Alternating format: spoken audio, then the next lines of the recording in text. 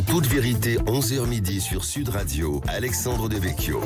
En toute vérité, chaque dimanche entre 11h et midi sur Sud Radio, sécurité, économie numérique, immigration, écologie. En cette année d'élection présidentielle, pendant 1 heure chaque semaine, nous débattons sans tabou des grands enjeux pour la France d'aujourd'hui et de demain. Cette semaine, nous avons le plaisir et l'honneur de recevoir un membre de l'Académie française, romancier, essayiste, chroniqueur, journaliste. Jean-Marie Rouard est l'auteur de Mes révoltes, une passionnante autobiographie romanesque qui vient de paraître aux éditions Gallimard. Jour de vote oblige, nous ne parlerons pas politique, nous ne prononcerons pas le nom du président de la République, ni de son adversaire, mais il sera tout de même question de la France. Nous nous demanderons avec Jean-Marie Rouard si notre pays est toujours une patrie littéraire. Les chiffres sont-ils en train de remplacer les lettres? La nation française va-t-elle y perdre son âme? Que serait la France sans ses grands écrivains? Tout de suite, les réponses de Jean-Marie Rouard en toute vérité. En toute vérité sur Sud Radio, Alexandre Devecchio. Jean-Marie Rouard, bonjour. Bonjour. Très heureux de vous recevoir sur Sud Radio. Nous allons parler de votre livre Mes révoltes qui vient de paraître chez Gallimard. D'autant que la règle aujourd'hui, vous le savez, c'est qu'on ne parle pas de politique, on ne cite pas le nom des candidats, bien sûr, mais je voulais quand même tout de même évoquer avec vous le débat d'entre-deux tours parce que j'ai été frappé par un détail, l'absence de, qui est plus qu'un détail d'ailleurs, l'absence de belles formules, de bons mots dans ce débat, encore moins de références littéraires, par contre une avalanche de chiffres. Vous qui êtes un écrivain, est-ce que cela vous inquiète et est-ce que la France est toujours une nation littéraire, Jean-Marie Rouard? Alors, votre question contient peut-être déjà la réponse, parce que cette question, avant, on ne se la posait pas. On ne se la posait pas parce que, vous savez, beaucoup d'écrivains étrangers disaient, ce qu'il y a de particulier en France, c'est que c'est pas seulement comme l'Angleterre, le pays de Shakespeare, comme l'Allemagne, le pays de Goethe. En France, on ne sait pas. Il y a tellement d'écrivains qui constituent le patrimoine français, qui ont façonné l'image de la France, à commencer par Jean-Jacques Rousseau, qui a quasiment été l'inspirateur des institutions, et puis ensuite tous ces grands écrivains comme Chateaubriand, comme Tocqueville, qui ont participé, ou comme Mauriac, comme Victor Hugo, qui ont participé vraiment. Ils ont façonné, voilà, la France, mais on pourrait remonter aussi à Montaigne, à Du Bellay. C'est-à-dire, c'est très ancien. La France est un pays vraiment qui est une. Moi, j'ai dit dans un livre qui s'appelait Adieu à la France qui s'en va. La France est une création littéraire. Voilà. C'est une création littéraire parce que c'est un pays où on rêve et ces rêves sont nés de la littérature.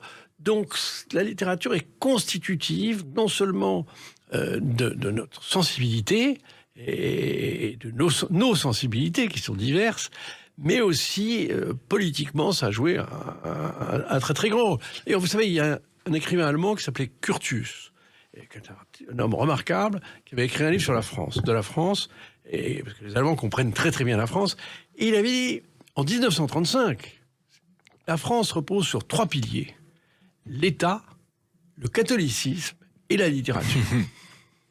Et justement, François Mitterrand disait après moi, il n'y aura plus que des comptables. Donc, il avait peut-être raison. Et dans ce livre, Mes révoltes, vous parlez, vous, homme plutôt de droite, de la relation particulière que vous aviez tissée avec lui. Est-ce que c'est autour de la littérature que je ne sais pas si on peut parler d'amitié, mais que cette relation s'est nouée? Bien sûr, parce que c'est comme ça que nous nous sommes rencontrés. Je venais d'avoir le prix Interallié, il avait lu mon livre, il m'a invité à Château-Chinon, et puis nous avons pas cessé de nous voir. Enfin, tous les mois, il m'invitait avec un groupe d'amis à lui au restaurant d'Odin Bouffant, et on évoquait beaucoup à la fois l'histoire et notamment la période qui à ce moment-là me passionnait parce que j'écrivais un livre qui allait s'appeler Avant-guerre sur la période de l'occupation.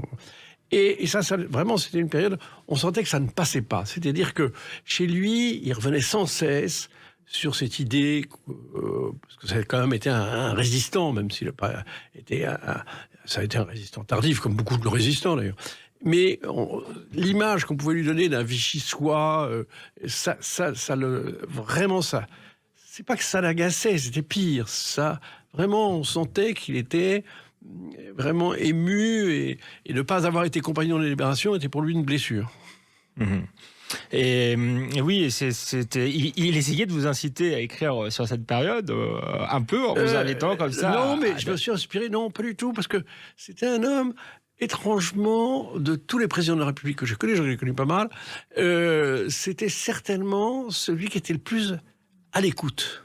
Un peu ce qu'on disait du général de Gaulle aussi, qui écoutait énormément les gens, et notamment les écrivains.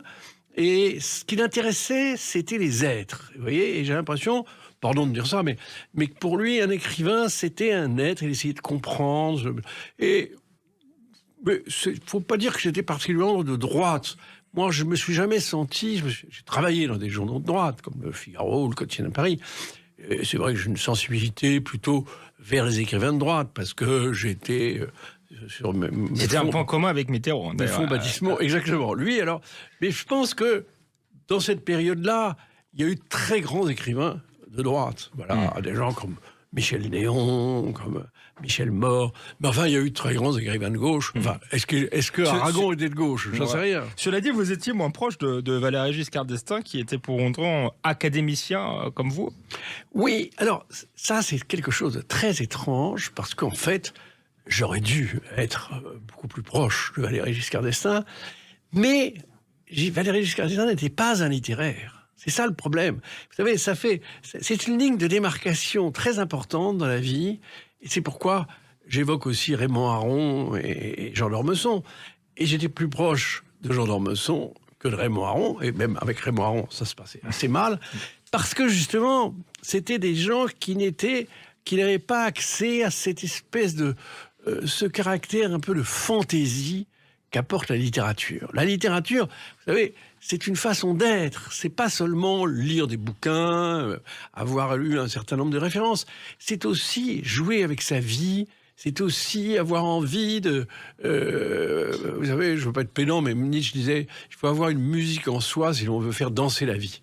Eh bien, il y a des gens qui dansent avec la vie, ce qui était le cas de Mitterrand. Et pas celui de Valéry Giscard d'Estaing. Pas celui de et De Gaulle, alors, parce que c'était à la fois un grand homme d'État, plutôt sérieux, peut-être pas très fantaisiste, mais en même temps un écrivain. Oui, alors lui, j'ai vu le moment où il allait me serrer la main au petit Trianon, et c'est mon grand regret, parce que certainement, alors lui, je ne parle pas seulement du point de vue politique, parce que j'ai vraiment une grande admiration. Je trouve qu'il a façonné, notamment en 58, il a vraiment compris à quel point la monarchie élective était quelque chose d'important et correspondait bien à ce qu'étaient les Français. Les Français, ils ont à la fois les républicains, mais ils sont monarchistes. Ils ont les deux. Et il avait vraiment magnifiquement conçu des institutions qui se sont énormément dégradées. Il faut dire qu'on a tout fait pour... C'est une sorte de suicide politique institutionnel. On a tout fait pour dénaturer ces institutions. Mais lui en avait eu l'intuition. Et littérairement, c'est ça qui m'a toujours passionné chez lui, c'est de voir à quel point il ne s'était jamais trompé sur la France, parce qu'il avait toujours suivi, si vous voulez, littérairement la France. Et au fond, vous savez... c'est là sa différence avec Pétain. Une de ses grandes différences avec Pétain, c'est que Pétain, justement, n'a pas compris que, indépendamment de l'immoralité que constitue le décret sur les Juifs d'octobre 40, eh bien, c'est complètement contre la France. La France n'a jamais rejeté comme ça les Juifs. C'était absurde. C'était absurde en plus de l'immoralité. Je veux dire, c'était ignoble. Mais De Gaulle, de ce point de vue-là, a toujours puisé dans la littérature une forme, disons, de morale. Parce que la littérature contient plus que la littérature. Je crois que et en France, vous voyez, vous avez une sorte de...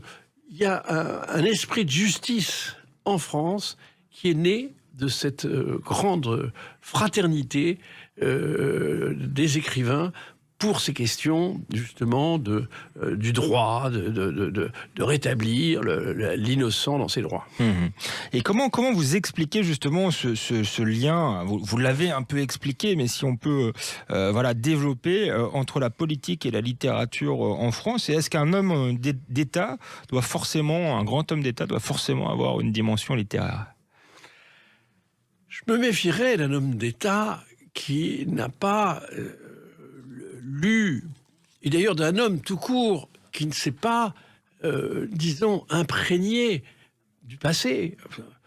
Je ne crois pas, bizarrement, je ne crois pas à l'histoire. Je ne crois pas à l'histoire, je crois que l'histoire ne nous apprend sur ce plan, elle ne se répète pas, donc je n'y crois pas.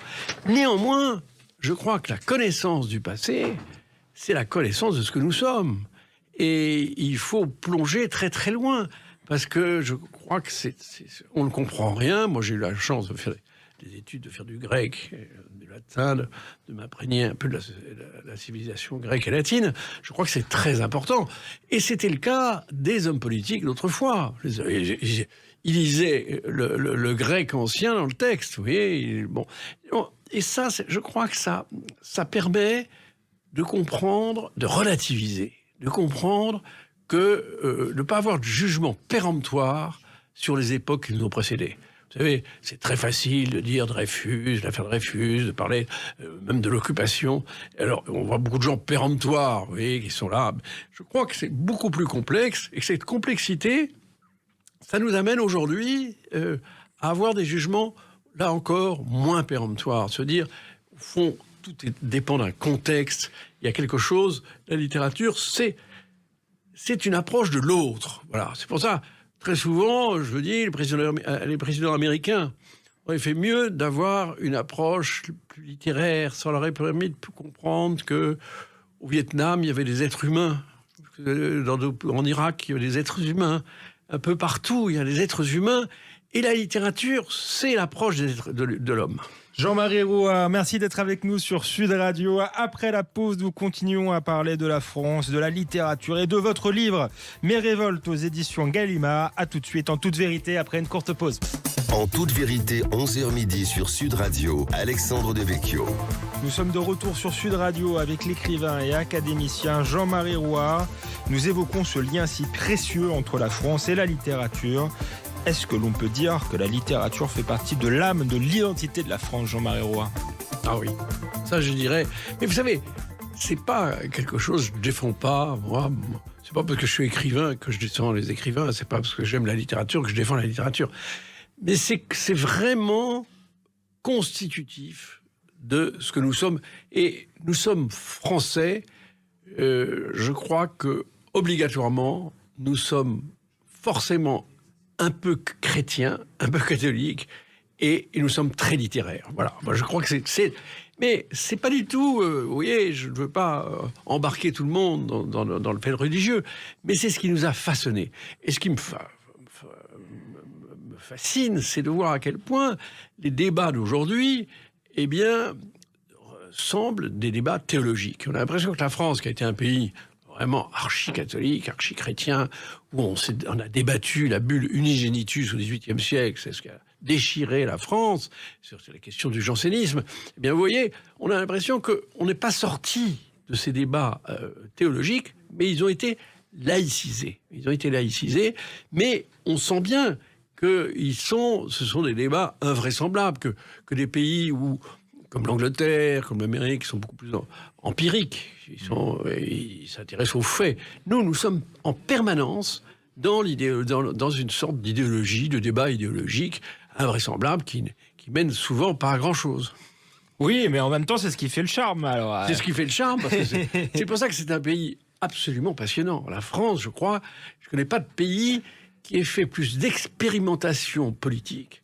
On a tout connu. On a eu des idéologues quasiment pré-nazis. On a eu les droits de l'homme sont nés quasiment en France. Enfin, c'est extraordinaire de voir la variété et en même temps ce sentiment profond de révolte qui tient à nos origines chrétiennes et cette surestimation de la justice qui tient aussi à nos origines chrétiennes, parce que nous sommes nés comme nation, nous sommes nés du baptême de Clovis, et Clovis a intégré le christianisme, et le christianisme, ça commence par Jésus, un procès qui se termine mal, et qui fait naître finalement notre civilisation. Donc tout ça, ça retentit, et d'ailleurs, littérairement, Michelet, l'historien remarquable, disait que, au fond, le roman d'aujourd'hui était la laïcisation de la Bible. C'est-à-dire qu'autrefois, évidemment, c'était Dieu, il y avait la Bible, Dieu décidait du destin des gens, et bien qu'on avait ce besoin d'une mythologie religieuse, mais comme, pour des tas de raisons, Dieu en a pris un coup, à partir avec le XVIIIe siècle, eh bien, il y a eu la naissance du roman, et le roman a permis de suppléer cette absence, si vous voulez, de mythes, et on a créé tous ces personnages, Julien Sorel, Fabrice Del Dongo, tous ces Bellamy, tous ces personnages qui ont essaimé au XIXe siècle et encore au XXe siècle, et qui, j'espère, encore un peu demain. Justement, Jean-Marie Rouart, quand la littérature est malade, c'est la France qui ne va pas bien? Oui, parce que je pense qu'elle a perdu ses repères. Elle a perdu ses repères et sa cohésion. Vous savez, autrefois, je pense, même encore dans les années 50, mais surtout avant la guerre, tout le monde s'entendait sur les grands écrivains. Il y avait Aragon, il y avait Mauriac, il y avait Mauroy, il y avait Monterland. C'était des gens qui pouvaient être de droite, de gauche, on s'en foutait. Et ce qui comptait, c'est que dans la bibliothèque d'un dentiste, d'un notaire, vous aviez tous ces écrivains. Et aujourd'hui, on voit bien d'ailleurs dans les journaux, vous êtes rangé ou à droite ou à gauche. Ce qui est absurde, parce que en matière d'art artistique, je trouve ça absurde. Et personnellement, moi, j'ai toujours refusé de me classer dans les écrivains de droite. Moi, j'ai repris la formule de Balzac, qui disait « J'appartiens à ce parti d'opposition qui s'appelle la vie ». Voilà, je crois que c'est le plus important, parce que la politique sépare, non seulement artistiquement, mais elle sépare les hommes, tandis que je crois que la littérature a cette vocation de les rassembler. Et d'ailleurs, remarquez les conversations. Vous voyez bien que les conversations maintenant, autrefois, on pouvait justement parler d'un livre de Balzac, de la cousine bête, du père Goriot. Il y avait des conversations même des conversations artistiques. Aujourd'hui, vous l'avez peut-être remarqué, mais la conversation a beaucoup baissé. Enfin bon, les gens parlent de savoir s'ils vont aller en vacances à Courchevel ou à Saint-Tropez, mais c'est moins intéressant que de parler. Ça hissait le niveau de la conversation, et même c'était plus riche, parce que même si on s'engueulait, si vous voulez, on s'engueulait à un haut niveau. Merci Jean-Marie Rouart, mais justement... il y a peut-être une faillite de la transmission, qui explique que la jeunesse, par exemple, a moins de goût pour la littérature. Si vous deviez faire lire qu'un seul livre à un jeune homme de 15 ans pour lui transmettre le goût de la littérature, ce serait lequel? Alors, je dirais immédiatement La promesse de l'aube, de Romain Gary. Je crois que c'est vraiment... Mais tous les livres, aussi bien au gel noir. Vous savez, quand vous dites la jeunesse ne lit plus. Attendez, moi, je connais plein de jeunes gens qui lisent beaucoup, qui sont très cultivés, qui lisent beaucoup. Mais plus personne ne lit. C'est pas seulement la jeunesse. Et il y a cette mauvaise idée des institutionnels de dire ce qui compte, c'est la lecture. Mais non, c'est pas seulement la lecture. La lecture, ça fait partie d'une forme d'alphabétisation, c'est sûr, il faut l'alphabétiser, il faut que les gens sachent quand même les rudiments de l'écriture, et du calcul. Mais s'il y a quelque chose d'autre, ce sont les grands écrivains, c'est la littérature. Ce qui sous-tend, au fond, la France, c'est pas que les gens aient lu, c'est surtout qu'ils aient lu de grands écrivains, ou qu'ils aient entendu parler de ces grands écrivains, ou que la flamme qui jaillissait de ces grands écrivains leur soit parvenue. Parce qu'il y a beaucoup de gens qui n'ont jamais lu Victor Hugo, mais qui, au fond, Les Misérables, ça fait partie de leur patrimoine. C'est pour ça que j'avais réalisé déjà d'accord avec Nicolas Sarkozy, c'est que je pense que La Princesse de Clèves, ça fait partie du patrimoine, même si on ne l'a pas lu. Voilà. Mais il me semble, ça c'est très très important, c'est que tous ces livres nous hantent, même si on ne les a pas encore lus, qu'on les lira peut-être un jour, mais ça ne touche pas seulement la jeunesse, ça touche, je vous dis, les institutions. Je crois qu'il faudrait dire, ce qui est important, c'est qu'un jeune homme, une jeune fille, se convertisse, découvre le livre, comme je vous donne la promesse de l'aube, il y en a plein, je pourrais vous donner, et que subitement, il sente qu'à travers cette littérature, non seulement il a lu quelqu'un d'extraordinaire, mais il s'est lu lui-même. C'est-à-dire qu'il a retrouvé dans cet écrivain un frère, une sœur, parce qu'il y a aussi des Colette, Karen Blixen, il y a des écrivains, femmes qui sont absolument merveilleux.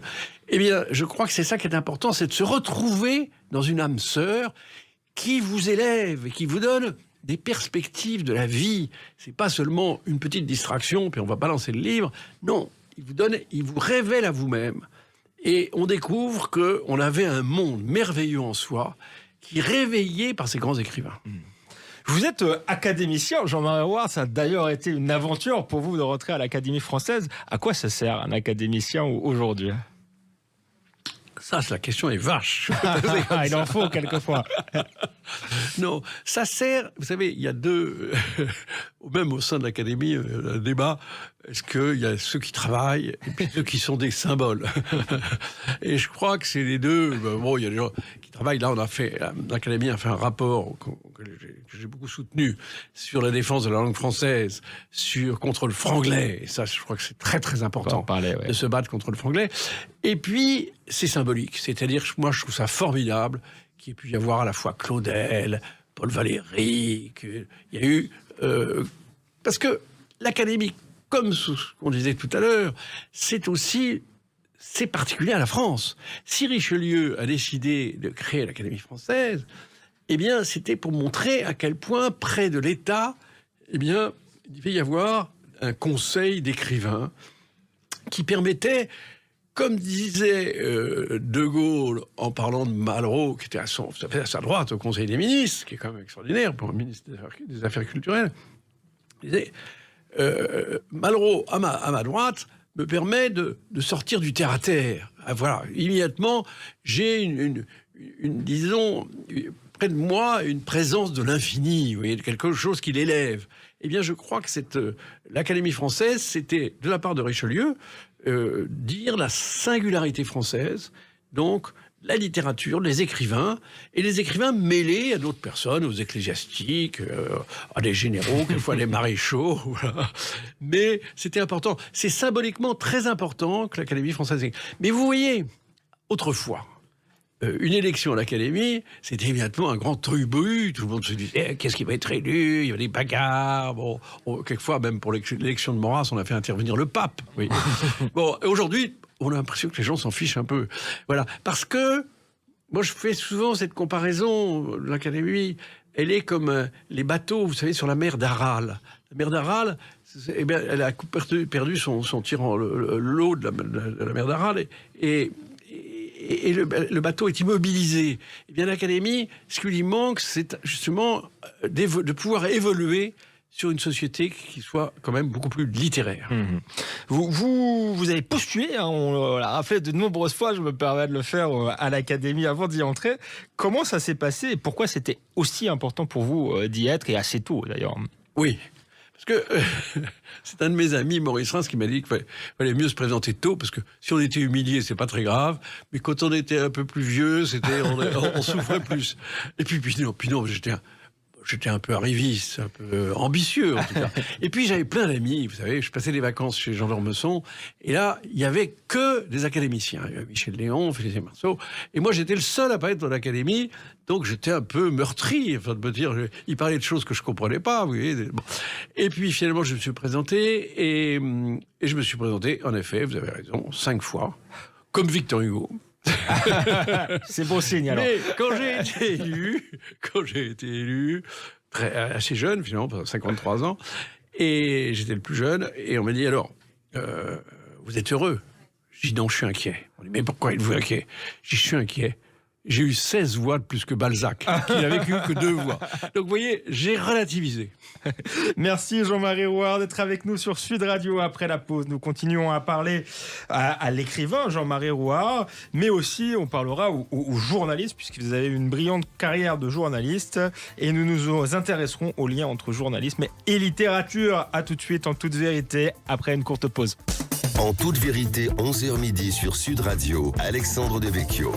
Nous sommes de retour sur Sud Radio avec l'écrivain et académicien Jean-Marie Roy. On parle de son livre Mes révoltes chez Gallimard, qui peut se lire comme une autobiographie, des mémoires, voire un essai. Pourtant, le livre est classé dans la catégorie roman.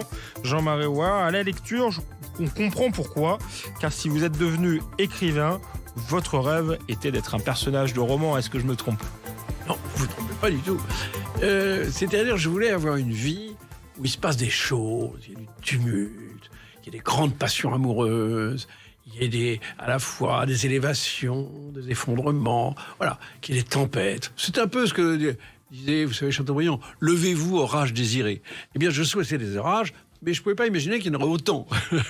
Et non, il n'y a rien de pire pour moi que l'ennui, le côté morne, le côté répétitif, voilà, le prosaïsme. Voilà. Le prosaïsme, je déteste.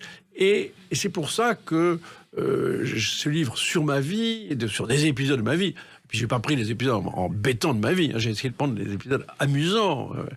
Et bien, je l'ai appelé roman, parce que, au fond, et même, puisque vous avez évoqué l'Académie française, quand j'ai pénétré pour la première fois à l'Académie française, quand j'ai été élu, je me suis pincé, parce que moi qui avais eu tellement de mal à avoir mon bac, je m'étais prêt à 5 fois pour avoir mon bac, je me suis retrouvé en face de professeurs au Collège de France, de Lévi-Strauss, de Jean d'Ormesson, d'Henri Troyat, enfin, de géants.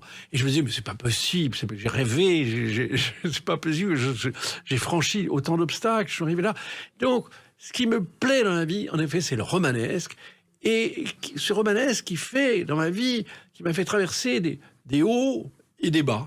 Parce que je me suis retrouvé, au départ, j'étais dans une chambre de bonne, complètement fauché. Ma petite amie m'avait quitté pour un crétin, parce que les femmes vous quittent toujours pour des crétins. Et ensuite, je me suis retrouvé dans les palais, chez les Agnelli, chez Jean d'Ormesson, voilà.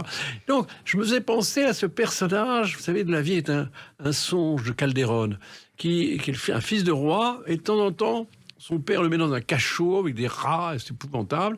Et de temps en temps, il est dans un palais avec un peu merveilleux, voilà. Eh bien moi, ma vie, c'est un peu ça. Je suis passé du cachot au palais et j'en suis ravi. Vous voyez, je suis ravi d'avoir été pauvre, d'avoir été fauché, d'avoir été plaqué. Voilà, j'espère bien être encore plaqué quelques années encore. Mais bien qu'à l'Académie, on soit rangé des voitures. Mais enfin, donc c'est ce que j'aime dans la vie, c'est qu'elle soit romanesque, qu'il se passe toujours des choses. Et que ces choses aient un sens. Voilà. Moi, ce qui me passionne, c'est de décrypter ma vie, pas seulement par narcissisme, c'est pas ce qui m'intéresse. Ce qui m'intéresse, c'est de comprendre ce qui est en moi, ce qui est d'éternel. C'est l'archétype. Vous voyez, ce qu'il y a dans un individu, eh bien, il y a une part, il y a toute l'humanité. Mais l'humanité, pas seulement, disons, de l'Occident, on retrouve du japonais. C'est pour ça, d'ailleurs, qu'on peut lire des écrivains japonais comme Kawabata, des Russes comme Dostoïevski, parce que au fond, il y a une part de nous-mêmes qui se réveille à la lecture de ces géants de la pensée. Et vous l'avez reconnu, hein, vous aurez rêvé d'être un personnage de roman, d'une certaine manière vous l'êtes, mais quel héros de roman, quand vous étiez jeune, vous rêviez d'être, justement, si vous deviez en choisir un ou deux? Alors c'est très compliqué parce que il y en avait beaucoup. C'est pas pourquoi je m'en doutais. C'est ce qui fait que je suis pas très cohérent. Et c'est pour ça que je suis romancier. Parce qu'un essayiste, c'est quelqu'un qui est cohérent, qui va vous dire ce qu'il faut penser, quelqu'un comme sérieux, comme Raymond Aron, il vous explique ce qu'il faut penser, très bien, comme Alain Minc, ce genre remarquable, comme Jacques Attali, ils sont très intelligents. Moi, je suis pas intelligent, moi, je suis un artiste. C'est très différent. Et ce qu'il y a de merveilleux dans le roman, c'est que vous pouvez exprimer toutes vos contradictions. Et Dieu sait qu'il y en a beaucoup chez moi. Et c'est ça qui est merveilleux. Vous remarquez, par exemple, chez Tolstoï, il y a deux personnages, le prince André et Pierre Bezoukov, qui sont complètement opposés. Mais ce sont deux aspects de Tolstoï. Donc, ce que j'aime dans le roman, c'est de pouvoir évoquer toutes les positions, tous les milieux sociaux qui sont contradictoires, qui s'opposent. Et en même temps, ça amène vers une conception, vers une forme d'élévation de l'esprit. Moi, j'aurais pensé à un personnage de Balzac, comme vous avez été journaliste. Est-ce qu'il y a du Rubempré d'Illusions perdues ou même du bel ami de Maupassant chez Jean-Marie Roy? C'est pas flatteur, parce que là, l'un va finir par se suicider. Bel-Ami est un peu antipathique, mais très antipathique. Il n'écrit même pas ses articles. Alors, voilà, vraiment, je vous promets, j'ai écrit mes articles et même mes livres. Bon, non, mais si vous voulez, je les ai aimés comme personnages. Le roman, je me suis identifié à eux. Mais au fond, je me suis plus identifié à des gens qui souffraient. Et puisque vous parlez de Maupassant, qui est un merveilleux écrivain, eh bien, je pense à Boule de Suif. Vous voyez, la petite prostituée qui incarne toutes les malentendus avec la société. Voilà, ça c'est des personnages pour moi. Mais disons, je crois que je me suis incarné à tous les personnages, si vous voulez, à tous les écrivains. Voilà, parce que pour moi, je trouve que c'était extraordinaire. C'est un rêve que je regrette que il n'y a pas d'autres personnes comme moi qui ne se rendent pas compte à quel point c'est une chance inouïe. Quand vous partez de votre village, d'un milieu, même de la bourgeoisie, parce que dans la bourgeoisie, vous avez quelquefois des milieux très défavorisés sur le plan intellectuel et sur le plan culturel. Et de se dire qu'on peut lire subitement, vous lisez un livre de Mauriac, le Bloc-Notes de Mauriac, vous lisez un livre de Monterland, vous lisez un livre de... Et subitement, vous échappez à la médiocrité, vous vous hissez au-dessus de vous-même et vous atteignez un pays merveilleux, avec que des génies, et des génies qui sont très sympathiques, amusants, qui sont drôles. Vous voyez, et c'est ça, je trouve qu'on ne profite pas assez de cette chance d'avoir tous ces écrivains qu'on peut fréquenter, dont on peut devenir les amis, et qui sont beaucoup plus intéressants que les gens qu'on fréquente. Si je vous ai parlé de personnages balsaciens, c'était pas simplement pour vous piquer, Jean-Marie Rouart, mais c'est pour faire la transition, parce qu'effectivement, vous avez, en plus d'une grande carrière d'écrivain, une brillante carrière de journalisme. Quel est le lien entre la littérature et le journalisme? Est-ce que c'est l'opposé? Est-ce que ça se complète? Vous avez dit, je crois, que le journalisme vous rassurait et que la littérature vous inquiétait. Pour moi, il n'y a pas eu d'opposition. Pour moi, même si au départ, je voulais devenir écrivain, et mon premier livre a été refusé par 13 éditeurs, ça commençait mal, donc je suis devenu... Vous avez une qualité, c'est la persévérance quand même. J'ai remarqué 5 fois le bac, 5 fois l'Académie française, 13 fois le premier rang. Oui, c'est vrai. Comme quoi, il faut s'accrocher. Il faut s'accrocher. Je crois que c'est la leçon de la vie, c'est qu'il faut s'accrocher. Mais quand on a un idéal, même si on échoue et qu'on s'est accroché, on est content parce qu'on s'est battu pour quelque chose qui en valait la peine. Donc, c'est vrai que ce désir cette ambition, qui m'a été au cœur de... Mais quelle est votre question? C'était sur le journalisme. Pardon, je vous ai interrompu. Le lien entre le journalisme et la littérature. Et pourquoi le journalisme vous rassure et la littérature vous inquiète? Parce que le danger, très souvent on oppose. Il y a beaucoup de gens qui ont dit attention, le journaliste détruit l'écrivain. Non. Moi je ne le crois pas. Je crois que simplement le journalisme, c'est une façon qui peut enivrer l'écrivain et lui dire c'est quand même plus facile. Vous faites un article, le lendemain toute votre famille vous appelle, vous êtes les filles tombent dans vos bras. Enfin bon, c'est formidable le journalisme. Bon, ça peut vous dire, mais pourquoi passer 2, 3 années, 4 années pour écrire un roman, pour écrire un livre dont peu de gens vont parler, vous allez avoir que des critiques. Mais... Donc, moralement, c'est vrai que ça peut détruire un journaliste. Mais moi, à mon avis, les gens qui sont détruits comme écrivains, qui sont dissuadés de devenir écrivains parce que c'est trop difficile, c'est parce qu'ils ne devaient pas devenir écrivains, c'est tout. Parce que je crois à la sélection naturelle, je crois qu'il y a un darwinisme terrible, au fond. Les gens qui veulent être des artistes, il faut bien se rendre compte que c'est très dur à vivre, c'est quelquefois épouvantable, parce qu'on a envie de se jeter dans la Seine, très souvent, après avoir terminé un livre. Donc, vous voyez, mais ce que j'ai aimé dans le journalisme, c'était justement que j'ai compris qu'il y avait les mêmes buts, et ce but, très étrangement, c'est la justice. C'est-à-dire que, comme journaliste, vous pouvez venir en aide à des gens malheureux, vous pouvez être le porte-parole d'un certain nombre de personnes. Je le raconte dans ce livre à propos de la prostitution, j'ai beaucoup défendu les prostituées. Eh bien, c'est formidable de se dire que vous pouvez écrire un article, vous pouvez aller défendre des gens, vous pouvez être utile, voilà. Et donc, pour moi, quand je faisais un article, j'ai jamais eu le sentiment que, disons, je faisais quelque chose de moins noble que de faire de la littérature. Je trouve qu'il y a un lien très profond. Et vous remarquerez à quel point il y a eu beaucoup d'écrivains, ils ont quasiment tous fait un peu de journalisme. Maupassant a fait des grandes enquêtes, Monterland a écrit dans les journaux, Paul Morand a écrit dans les journaux, enfin, et non, parlons pas de Mauriac, qui était à la fois, vous voyez, mais il me semble que étrangement, moi j'ai jamais eu le sentiment d'une séparation entre l'écrivain et le journaliste. Et justement, vous avez connu un grand écrivain qui était aussi un journaliste, qui était aussi un de vos grands amis, c'est Jean d'Ormesson, le Figaro de Jean d'Ormesson. Si vous pouvez nous raconter un peu et peut-être nous dire ce qui restera pour vous de Jean d'Ormesson.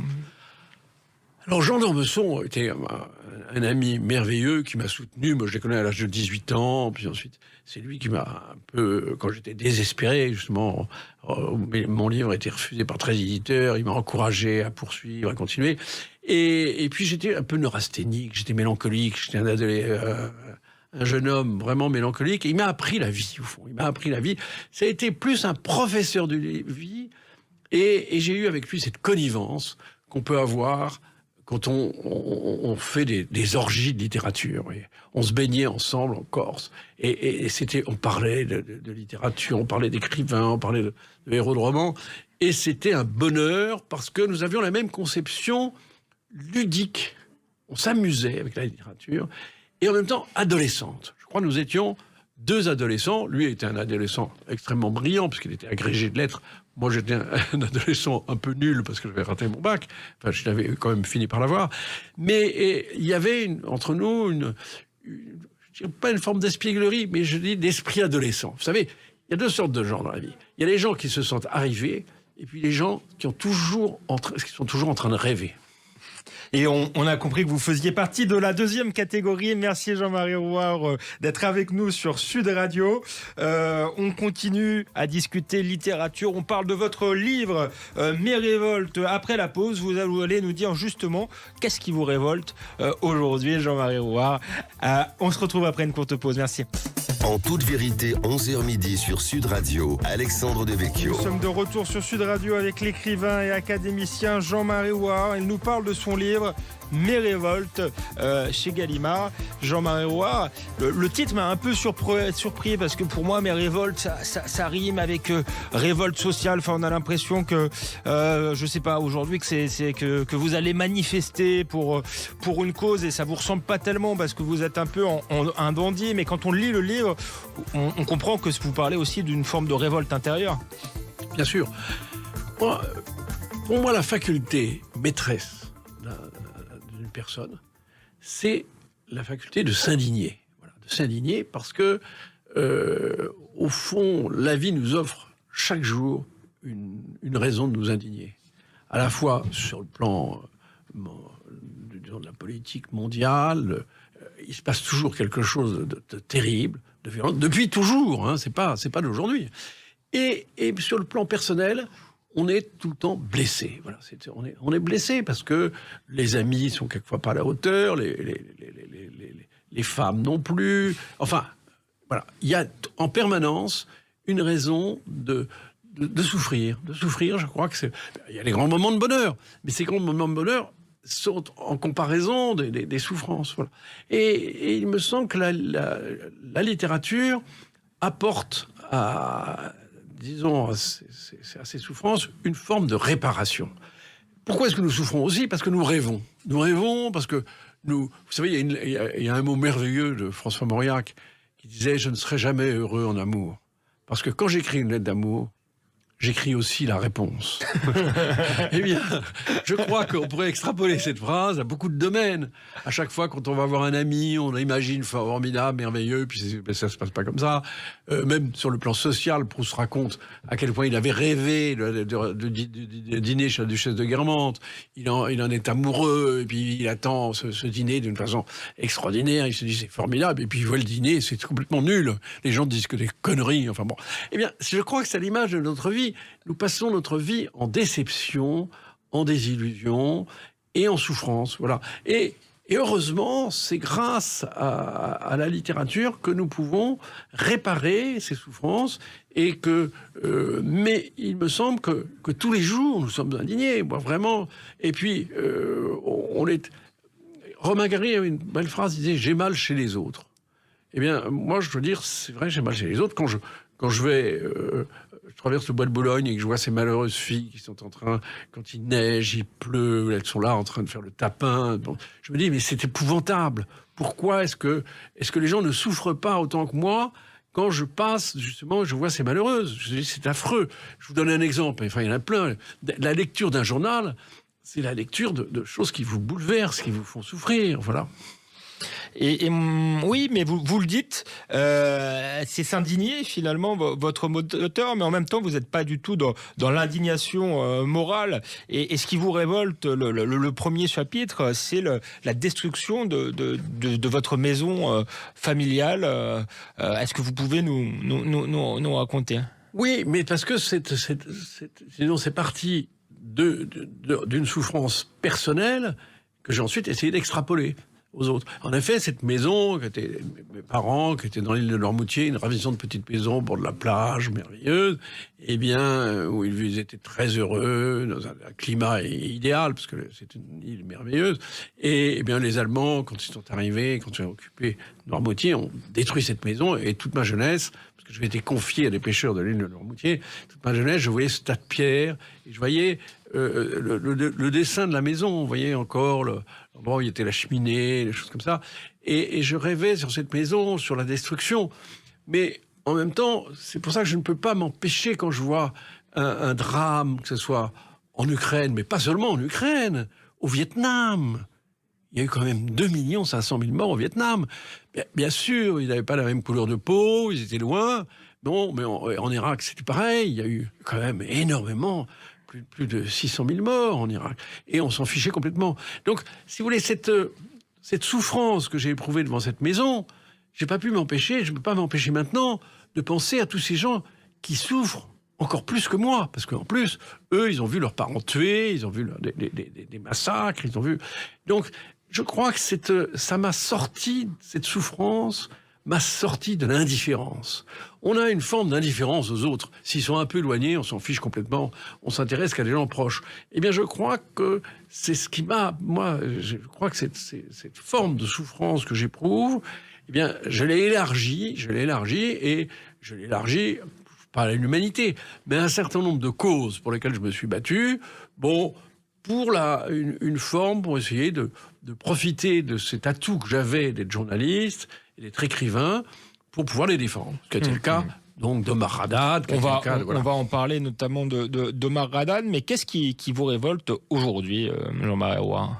Mais tout Tout. Mais je crois que je ne serais pas moi-même si je n'étais pas en permanence. Je veux dire, je veux pas jouer les hommes sensibles. En plus, ça vous ressemble pas tellement. Il y a une forme de légèreté, normalement. Ah oui, ce que vous n'avez pas vraiment lu. Il y a le mélange des deux.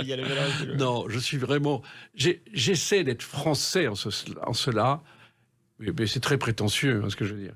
J'essaie d'être c'est pas grave. léger et profond, comme l'était Jean d'Ormesson, comme les Molières, comme les Alfred de Musset, comme les Montaigne. Je crois que le propre de l'écrivain français, c'est d'être un peu léger, d'amuser, et en même temps d'essayer de dire des choses profondes. Et je vous promets que moi, quand je suis en société, bon, j'essaie de ne pas être emmerdant, enfin bon, de ne pas être trop académicien, si vous voulez. mais quand je suis seul avec moi-même, vraiment je souffre. Je souffre parce que j'ai l'impression que m'arrive tout ce bruit du monde, tous ces malheurs de tous ces gens, et je ne peux rien faire. Je me sens complètement impuissant. Donc, quand j'ai la possibilité de faire quelque chose, mais moi, je ne m'intéresse pas aux grandes causes. C'est vrai que je ne suis pas, de ce point de vue-là, je ne suis pas comme Bernard-Henri Lévy, je ne suis pas un Don Quichotte à la tête. Non, mais à certains individus, j'ai essayé de venir en aide à des individus et d'essayer de soulager leur misère. Justement, vous rappelez dans le livre, et vous nous avez rappelé tout à l'heure, l'affaire Omar Haddad. Qu'est-ce qui vous a... pourquoi vous avez été touché par cet homme et pourquoi vous avez enfourché ce combat, en quelque sorte? Ce qui m'étonne, c'est que à ce moment-là, j'étais un peu le seul à être touché. Maintenant, il y a beaucoup de gens qui sont... Mais parce que c'est que quand un homme est vraiment un innocent, est injustement condamné, c'est un scandale. Surtout quand ça se fait, comme ça a été son cas, donc en 1994, au su et au vu de tout le monde. C'était un procès à Nice, et il était vendu par Jacques Vergès, Et tout le monde savait qu'il était innocent, et on le sait depuis toujours. Il n'y a qu'une petite partie, il y a très peu de gens, une poignée de gens qui croient qu'il est coupable. Donc, c'était évident que je devais... moi, ça me paraissait tout à fait dans la ligne de tout ce que j'avais fait, de ces combats, de le défendre. Donc, je l'ai défendu. Alors, j'ai eu quelques problèmes, puisque j'étais condamné par la justice. Mais enfin, je ne le regrette pas. Vous voyez, ça fait partie... De ces problèmes qu'on a dans la vie quand on s'engage et quand on veut essayer de se battre pour la justice. Mais finalement, c'est d'avoir un procès, c'est même une forme de reconnaissance pour un écrivain. Voltaire avait été embastillé. Est-ce qu'il y avait ce côté-là, vouloir être Voltaire chez vous? Non, je voulais pas être condamné. C'est pas agréable. Je conseille à personne de passer devant un tribunal. Je vous jure que c'est pas agréable. Mais c'est passionnant.